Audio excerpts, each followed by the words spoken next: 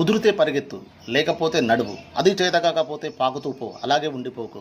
ఉద్యోగం రాలేదనో, వ్యాపారం దెబ్బతినదనో, స్నేహితుడు కూడా మోసం చేశాడనో, ప్రేమించిన వాళ్ళు వదిలి వెళ్ళిపోయారనో అలాగే ఉండిపోతే ఎలా? దేహానికి తప్ప దాహానికి పనికిరాని సముద్రపు కిరటాలు ఎగిసి పడుతుంటే తలుచుకుంటే నీ తలరాత ఇంటి అన్న వాళ్ళకు కూడా తల దించుకునే చేయగల సత్తా నీది. అలాంటిది కాస్త కష్టానికి తలొంచేస్తే ఎలా? సృష్టిలో చలనం ఉన్నది, ఏది ఆగిపోకూడదు.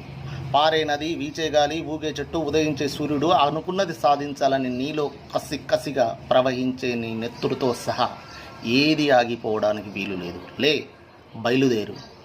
నిన్ను కదలనివ్వకుండా చేసిన మానసిక బంధాల సంఖ్యలను తెంచుకో. పడ్డ చోట నుండి పరుగు మొదలుపెట్టు. నువ్వు పడుకున్న పరుపు నిన్ను చీదరించక ముందే బద్ధకాన్ని వదిలేయి.